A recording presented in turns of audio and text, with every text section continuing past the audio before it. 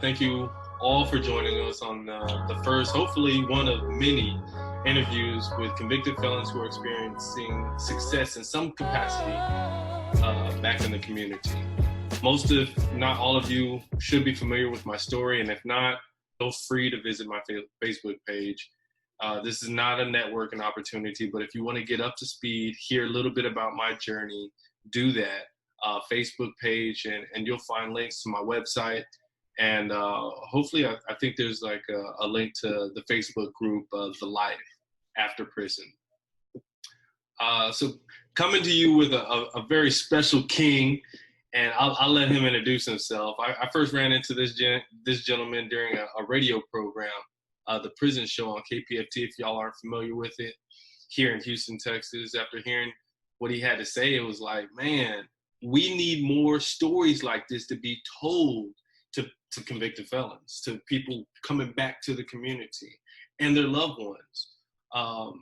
Felons need to hear more stories like this, and hope needs to be instilled in the hearts of family members who want nothing but the best for their loved ones. And so that's why I'm bringing it to you as much as I possibly can. It's all about reach one, teach one, and that's what this series is, reach one, teach one. And so without further ado, let's get right into it. RoShawn, go ahead and introduce yourself and just basically tell us a little bit about what you're up to. My name is RoShawn C. Evans. I was born in Hollywood, California. I was raised in Flint, Michigan. Now I live here in Houston, Texas. I am a convicted felon. Prison number was 195351. The first charge that I've caught that sucked me into the system, I was 17 years old, and I like to give people the charge, that I was convicted, which was CSC 4. For those that don't know, it was criminal sexual conduct in the 4th degree, which is touching a minor. I was 17 years old, and a female 1 year and 4 months younger than me snuck away from her home. I had no idea she snuck away from her home.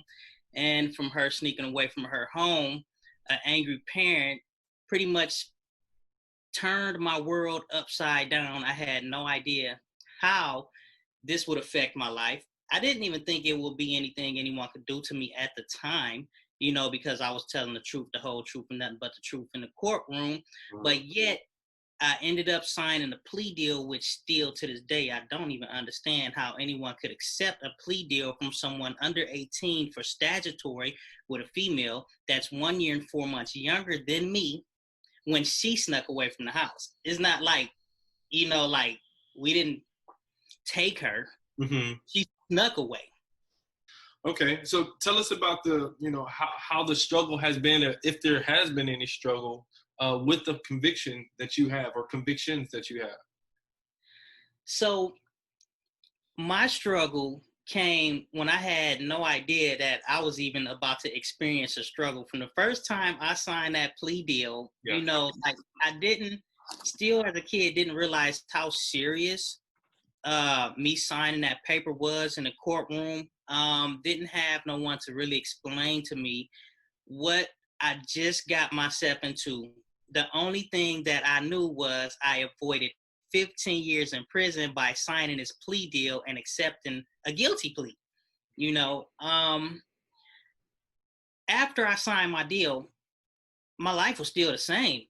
For the first few years, I was still in high school, still going to school, still getting good grades, still wrestling, still, having a great life. And when I turned 21, I moved to Texas.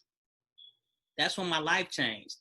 Like, I ended up started getting put out of apartment after apartment after apartment to, losing every single job I ever had, and, walking into places where no matter what job I walked into, everyone always wanted to give me a job until they ran my record and seen this charge that people had no idea what it was. All they seen was sex offense, but they had no idea it was touching a minor when you was a minor with a minor that was 1 year, 4 months younger than me because of an angry parent. Like everything just started shutting down when I moved to Texas. It was incredible. Yeah, that goes back to that saying, "Don't mess with Texas," even though your convictions weren't in Texas. Yeah, so that goes back to. It reminds me of my experience where I was convicted of robbery by threat. And what that charge in Texas is, basically, just to dumb it down, is where you could be a threat of harming somebody with a weapon. Even though you can't see the weapon, it could be there and it could be a possible someone getting hurt. And so, although you couldn't see any weapon, it's like you going up behind somebody and putting your hand in your pocket and doing this to their back. You don't know there's a weapon there. You don't know. And so it was robbery by threat. And I didn't have any weapon at all. So, anyways, now whenever my background gets ran, it just says robbery. It doesn't say robbery by threat. It just says straight robbery. And so, yeah, that's run off a bunch of employers. Mm-hmm. Run off a bunch of employers. When you came home, did you have support? Tell me what kind of help did you have? Or I don't know if you did any time at all. Tell us about that. Did you do any time? You avoided doing time? Did you ever go to county jail? Any of that? So at the age of 17, I didn't do any time. Everyone literally disregarded my case as an angry parent because that's what it was. Mm-hmm. Again, I didn't think it was anything anyone could do to me as a 17-year-old because nothing literally happened. Like the only thing that happened was two kids being grown when no adults was around, and we did what we wanted to do, but she was doing what she wanted to do against what her mama told her she could do that I had no idea. Her mama told her, don't leave the front yard. Like I had no idea. I ended up I didn't do any time at that time, rather. When I signed my deal, my lawyer told me if I was to take it to trial, I would get 15 years. He told me if I sign this deal, now, mind you, he's talking to a 17-year-old. He said, if you sign this deal, you'll walk out of here right now as a free man with 36 months probation and 6 months ankle monitor. Only thing I heard was you say anything that is not accepting this guilty plea, you going to prison for 15 years. And if you sign this paper, you walk out of here as a free man. And when I signed my plea deal and the judge ran down my sentence, he gave me the same sentence that my lawyer gave me, except he added another element, and that was 36 months probation, 6 months ankle monitor, and then he said, did you tell him he would have to register as a sex offender? And I didn't even know what a sex offender was. I never even heard the term, but my lawyer bent down and said, you're going to have to tell the police where you live for the next 10 years. And my 17-year-old naive mind is still be going to prison for 15. So I say, I can handle this. And by the time I'm 27, I'll be done telling them where I live. So I never did any time. But when I moved to Texas, mm-hmm. and I didn't realize me moving to Texas put me on a registry for a lifetime. Wow. So when I hit 10 years in Texas refused to take me off. And then, 15 years came, Texas refused to take me off. And when I realized at 15 years that Texas had me on for a lifetime, like I did my whole sentence plus 5 years before I realized that I was on for a lifetime. And they told me if I want to be off the registry, I need to go back to Michigan, never, ever return to Texas ever in my life. Oh, really? And that's what I did. I returned to Michigan, doing what I supposed to be doing in Michigan, and Texas came and returned and picked me up from Michigan and brought me back to Texas for failure to register here in Texas. And that's when I first got locked up for my case 20 years later after I signed my plea deal. Wow. I just wrote an article not too long ago about how convicted felons, after doing the time, serving, whether you did time or probation, whatever it is, you're no more on that paper. But as a convicted felon, yeah, we get some forgiveness. There is some forgiveness. So you get jobs. You may be able to live here, but are you truly free? And no matter how much debt that you pay back to society, man, it sucks to just think that we're always going to be, kind of stuck in that system. You know what I mean? I hate it. I hate it. We can get into that, but I want to talk about, what are we doing for ourselves to better ourselves? What are you working on? What have you done? Okay. Well, my story sparked something in me. Like, I must say first that it was hard for me to initially begin to talk about my story because of how hurtful it is. It's just embarrassing to even admit that you have a charge that's a sex charge, because no one cares about how you got it. The only thing anybody see is sex crime. So, like they say, what don't break you will make you stronger. And at first, this kind of did beat me. It beat me, and it really beat me down. It took me to a real dark place in my mind to where I almost gave up.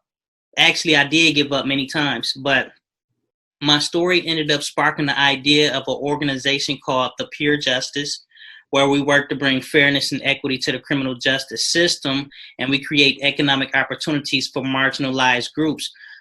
We have been a grassroots nonprofit organization that self-fund. All of our funds come directly, normally they came directly from my book sales and the t-shirt sales that we have for the organization. This is how we do everything around Harris County that you see us doing. But now due to COVID, we finally got some of our first donors to help us with some bigger projects, which has been exciting. Good deal. Good deal.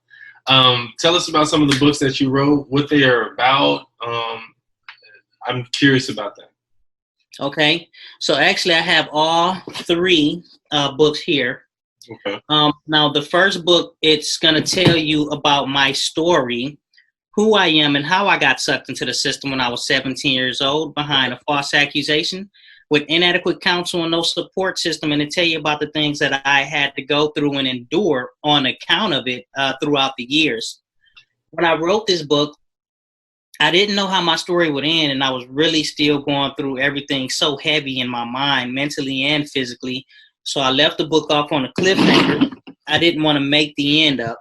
And then when I figured out about how the story would end for me, this is where I wrote The Domino Effect to give stolen identity closure. And this talks about the one situation that caused that downward spiral of effects in someone's life to where your world could literally be torn upside down and you be sitting up here trying to figure out, how do I fix this? Mm-hmm. But this is my life, so it's personal.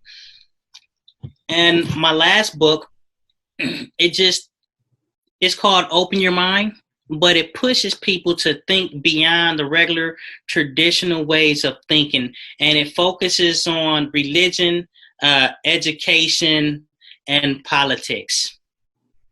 Where can we find those books? Where can we get those? So the first two books, you can actually go to our website and order them. That's thepurejustice.org. PUREJUSTICE.org. That's only for the first two books that deals with criminal justice reform, that supports our criminal justice reform organization. The third book, I only sell it pretty much, I will call it out of the trunk. So you will have to know me in order to actually get this one, which you can also contact me through the website. Phone numbers there. But purejustice.org, or you can simply email me at purejustice@gmail.com, and cell phone number is 713-231-6131. I will be glad to send you a book. That's awesome. That's awesome, man. That's awesome. I'm glad to hear it. So how did you get all this started, man? You wrote books. You got these T-shirts. That's something that's probably one of my next on my agenda. For sure. I want to start wearing my brand, wearing my purpose. And so my mission statement. So you gave me that idea some weeks ago. But where did you get all these ideas? So I'm the co-founder of the organization, and the passion that drives me comes from my experience with the justice system, the things that I've learned and the things that I see. In the beginning, honestly, my mind was all over the place, and I wanted to use my story to heal the world, but I really didn't know how to start. And I was doing so much, but yet I wasn't doing anything. Yeah. So I have a partner, my other founder, which is Sasha Leggett, that has a law degree, and she is the one that give me a lot of direction. You know, she the one who stopped me, slowed me down, and said, "Wait a minute, relax. Now, this is what we're gonna do. This is how we're gonna do it." So, in other words, she create the work plan and the project, and I push it up the hill. Okay. Yeah, that sounds like a good team. Real good team. What advice do you have for people preparing to come home, or recently released from prison, or ex-convicts? You didn't have to serve time, but you have a felony on your record and it's tough for you. What advice do you have for us? If you're in Harris County, right here in Houston, Texas, I would love for you to get in contact with the Pure Justice organization, because we'd love to help you when it comes to housing, maybe helping you with, again, economic opportunities, just setting you up with some of the resources you need here locally. But just in general, I would say just do the best to be the best. You know, stay out of the way and strive for greatness. You know, don't let other people's opinions drive you to doing something that you know is not right. Mm-hmm. You know, just think about everything you do before you do it, and try to surround yourself with great people. Yeah, a lot of these felons, they go back to the same environment where that liquor store's around the corner, their dope dealer, their connect is around the corner, or you know, their connect to come up. You know, someone's going to front them a pack, and they go back to these same communities, and you know, they get frustrated because they don't receive immediate financial gain. So I got out, I got frustrated, I couldn't get hired. So, hey, I had to go hustle, I had to go get it. And so I'm trying to deter people from going that route. But at the same time, what's the alternative? You know, I would love to give jobs. I would love to give you housing. I would love to have you know, a project in my back where I can fix it up. And, you know, I've got 12 to 18 units, and I'm housing convicted felons, maybe 6 months at a time. But, you know, I'm not there yet. And I want to do more. I want to help. That's good. You know, and I do want to put this out there as well. Like, I understand that the laws were created and designed to benefit not everyone. So, you know, sometimes just because something may be law, don't necessarily make it right either. So if you do have to make a decision that may not be proper according to law or everybody's way of life standards, whatever you do, just have great moral judgment in the decisions you make. That way, you know, you're not moving out of malice. Okay. So what's next for you? Any dreams, big goals? I want to hear it. I want to hear it, from personal life to, you know, working on your mission with Pure Justice. What do you want to accomplish?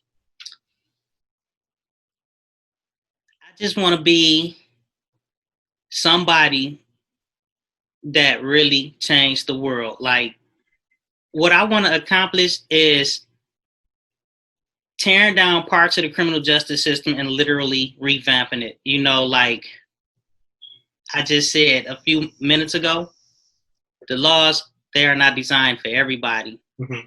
So what I want to accomplish the impossible, and that is to bring equity to the criminal justice system, because a lot of people think it's impossible. That means bringing transparency to law enforcement and politics in general. You know, like, I just want to see equity in our communities, not over policing, not all these law enforcement in our schools. You know, like, I just want to look around and know that we are protected just like everyone else. And I want to be one of the driving forces through the organization as to the reason why our communities actually have the resources that they didn't have yesterday. Yeah, that's good. That's good. Well, RoShawn, man, I appreciate you coming on. I hope that we can stay in contact, we can build together, network together, and we can make this happen. You accomplish your goals and your dreams. The bigger, the better. And we're going to get it, man. You got anything you want to close out, how we can get a hold of you, social media, website information? Want to throw that back at them one more time? Yeah, actually. So I want to say a few programs that my organization has been working on for the past few months, if you don't mind.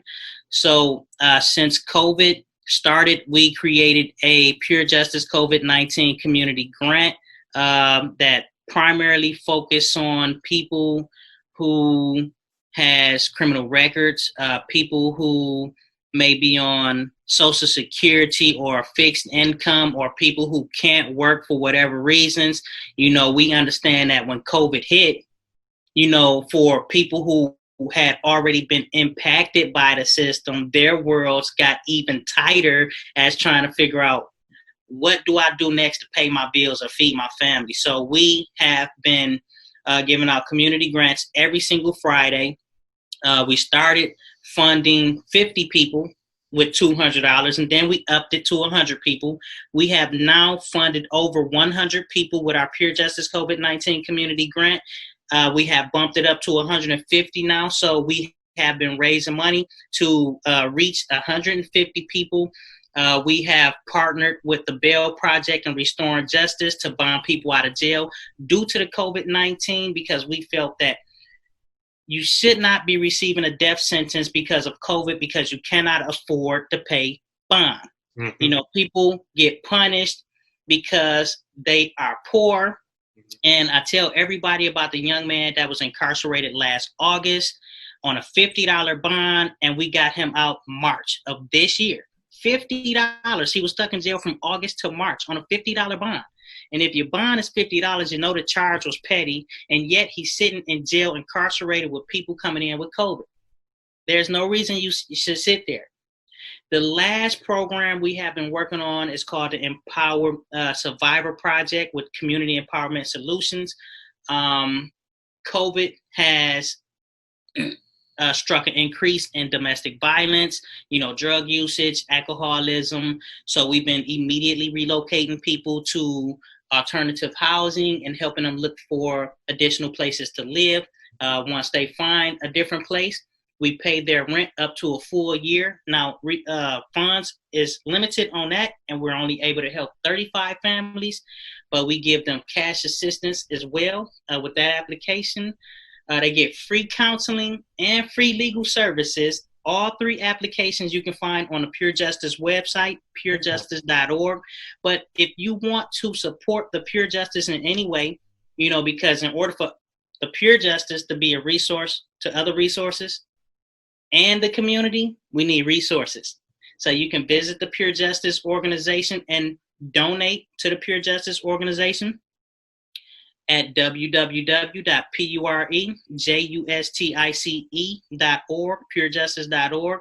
Social media is Pure Justice at Facebook, Pure Justice _HTX at Instagram, Pure Justice _HTX at Twitter. And again, that office number is 713-231-6131. That's awesome. Look for my donation coming in about another week, 3 or 4 days. I'll definitely be putting my money where my mouth is. Like, I really support you. I'm behind you 100%, King. Thank you. Thank you. Yeah. Thank you. Back at you. Anything we can do. Yeah. Now, thank you so much. And we'll see y'all next time for our next interview, and many to come after that.